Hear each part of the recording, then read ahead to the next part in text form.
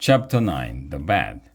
Your shoelaces aren't tied, said Jessie as they put their lunches in their backpacks. It was Evan's turn to make their lunches, and Jessie knew that meant her peanut butter and jelly sandwich would have too much peanut butter and not enough jelly. She sighed. She wished her mother had the time to make the lunches, but her mom had a really tight deadline on a huge project, and she'd been working 14-hour days just to get the work done.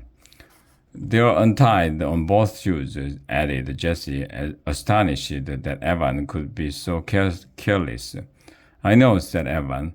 I want them that way. Why? Asked Jessie. You'll trip. I won't trip. But you could, said Jessie. And your shoes might fall off. Look.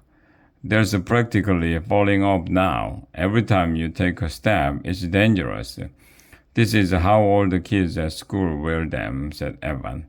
All the kids at school? Asked Jessie, who liked the statements of fact to be very precise. I don't think all of them do. That would be very strange. Bye, Jess. You said you'd help me carry half of my bridge to school today. It was a Friday, and Evan had been promising since Wednesday to help Jessie carry the 3-foot section of her suspension bridge to school. She needed the long art table because there wasn't any table at home long enough for the finished bridge. With the contest in just 1 week, Jessie was worried about finishing her entry. Gluing thousands of popsicle sticks took a long time, and she'd already had one section collapsed because she'd built it in a hurry. Sorry, Kent, I'm late, said Evan, already through the door. Next week, I promise. He was gone. Slowly, Jessie put her lunch in a backpack. There was definitely something different about Evan. This whole week, he hadn't been acting like himself. He was combing his hair a different way and disappearing after school most afternoons. Yesterday, when she'd suggested walking into town together to get ice cream cones, he'd said no, even though he was sitting on the couch playing a video game. Who says no to ice cream? Jessie was only half of a block from her house when David Kay appeared, jogging to catch up with her. Every day, it was like he was waiting for her. They soon met up with Katrina and her mom. Katrina's mom said Katrina could go on without her as long as she stayed with the big kids. It might have been the first time in her whole life that Jessie had been called a big kid. It made her happy. She even let Katrina loop her hand through the strap on Jessie's backpack each time they crossed the street. Today is the day, shouted Katrina as she skipped alongside Jessie and David. I hope my bridge wins. Do you think it will win, Jessie?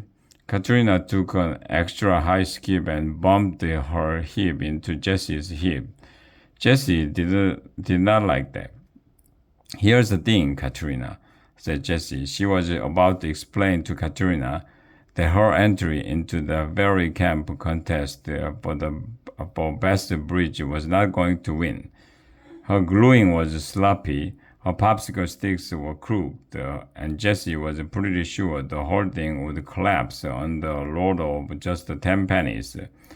But then David jumped in and said, Maybe, Katrina, you might win. You never know. Actually, I do know, said Jessie. I'm the judge. But she didn't say anything else for the rest of the work to school. It had been Jessie's idea to have everyone build bridges along with their ferry houses. She figured Mrs. Richer wouldn't get any more complaints about the class being boring. Bridges were never boring. That was just a fact. Eva had been the one to say, let's make it a contest, and of course Jessie was the judge. She knew more about bridges than anyone, even Lorelai and Andrea decided to enter the contest.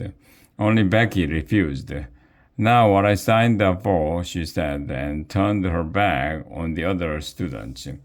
Today was judging day, the last day of week two of summer fun exploration camp. Jessie couldn't believe she was already two-thirds of the way through this terrible class. The day began with the usual fairy circle, which Jessie still found annoying, but not as much as she had on the first day. And the fairy tale that Pixie read to them was more interesting than most. The fairy made a bridge out of spider webs. Maybe the class wasn't completely terrible after all. Everyone wanted one more look in Jessie's great big book of bridges, which she kept stored in a cubby before the judging began. David had made a double-leaf drawbridge, which meant the decking could be raised on both sides, with a stable span in between. Eva had made a truss bridge using unique patterns of triangles to add strength. Lorelai and Andrea had worked together to make a simple beam bridge. It wasn't complicated or hard to build, but Jessie was impressed with how carefully they had constructed it. Not a single popsicle stick was crooked. Not a drop of glue was visible. Also, they'd used the overlapping technique that Jessie has recommended to make the decks light but strong. And Katrina had made a true fairy bridge that didn't fit into any category described in the great big book of bridges. It was covered in feathers and bedazzled with plastic gems. There were paper umbrellas lined up all the way along it so that people won't get hard walking.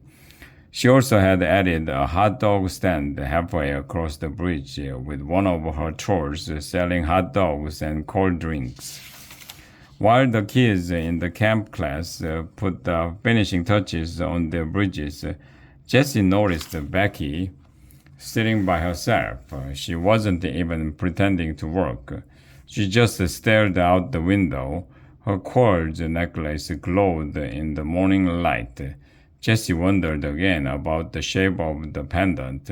She couldn't help but think that the shape meant something.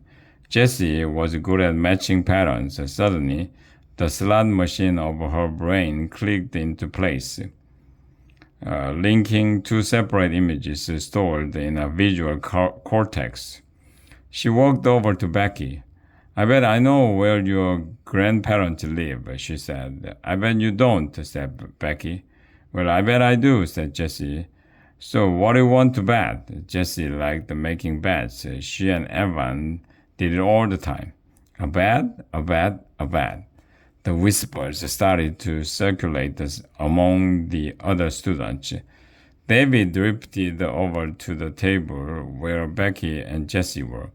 Lorelai and Andrea followed. Pixie was too busy at her teacher's desk, carefully combing the hair on Katrina's troll after Katrina accidentally stuck gum in it. Becky looked at Jessie with disgust, as if an ant had just crawled out of her lunchbox. "Okay," she said. "If you guess wrong, you have to promise me you won't come to summer fun exploration camp all of next week." She leaned back and smiled, running her fingers along the necklace so that the pendant made a shivery sound as it traveled back and forth on the mirror chain. "Fine," said Jessie, who knew she would win.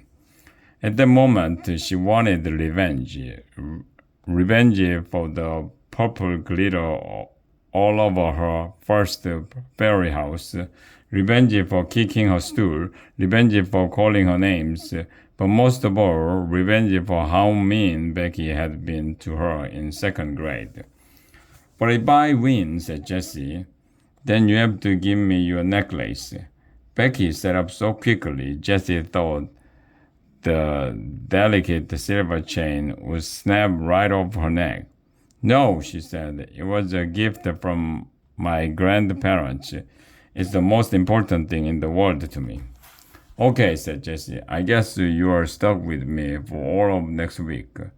That was a bad bet, said David to Jessie as she walked back to her seat at the other side. You're lucky she let you off. It was a good bet, said Jessie, because I would have won. Meanwhile, Lorelai and Andrea had been whispering with Becky. Andrea walked over to Jessie. She said she would take the bet. Jessie smiled and walked back over to Becky, and all the kids followed. Even Katrina and Pixie glanced up from her desk. But the students were quiet, so she bent her head to the messy task of removing the gum. One guess, said Becky, and it can't be a guess like the United States or the world. I will tell you the state, said Jessie. Fair? Becky nodded. Wait a minute, said David. How do we know that you will be honest if Jessie guesses right? Becky reached for a scrap of fairy paper, which was really just all the wrapping paper that Pixie had recycled. I write it down. She turned her back and wrote something on the paper, then folded it in half and then in half again. Make your guess. It's not a guess, said Jessie. I know it for a fact. This felt like the old fairy tale, Rumpelstiltskin, that Jessie's mother had read to her when she was little. Jessie had never liked the fairy tales, but she found it fascinating that the imp had stamped his foot so hard when the queen guessed his new name that he had disappeared right into the ground and was never had disappeared right into the ground and was never seen again. Jessie imagined Becky doing the same thing, disappearing into the ground and never been seen again. Your grandparents live in Pennsylvania, said Jessie. She put out her hand, waiting for the necklace. David snatched up the scrap of paper and read it. She's right. Jessie won the bet. How did you know that? Asked Becky. Her face had gone very pale and her mouth hung slightly open. Jessie was surprised how different she looked, as if Becky had changed from one thing into another. Because I finally figured out what the shape is, she said, pointing at the rose quartz pendants. It's like a keystone, which is the top stone in a Roman arch bridge that holds the whole arch together.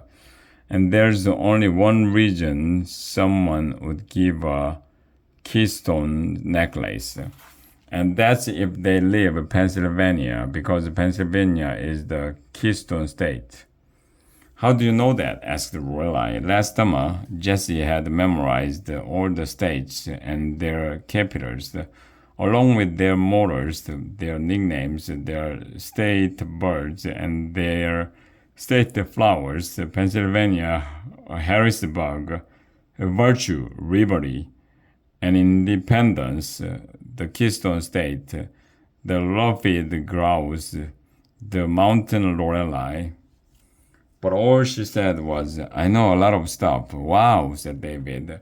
With shaking hands, Becky unlooped the necklace from her neck and put it in Jessie's outstretched hand. Back to work, little fairies called Pixie from across the room, holding Katrina's troll aloft to show off its new punk haircut. Becky asked Pixie if she could go to the bathroom, then left the room. Are you going to wear it? Asked David as he and Jessie walked back to their seats. Nah, said Jessie, shoving it in her pocket. I hate the necklaces. They make my neck feel itchy. So why did you make it the prize? Asked David. Jessie shrugged, but she knew the answer. She had figured out that losing the necklace was the thing that would hurt Becky the most. So that's what Jessie set out to do. Take the necklace away from Becky, and Jessie had won.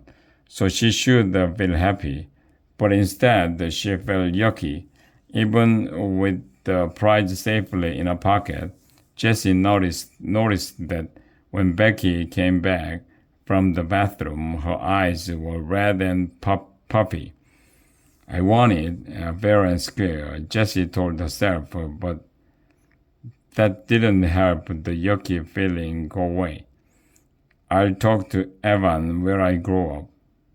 When I get home, she thought. He will explain it to me.